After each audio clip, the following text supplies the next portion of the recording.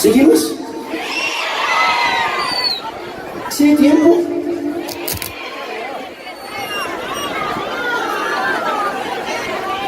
Antes de continuar, yo quiero primero saludar a todos ustedes.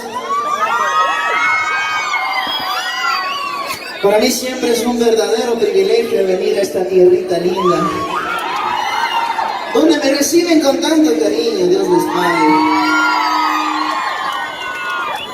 Vengo desde muy lejos.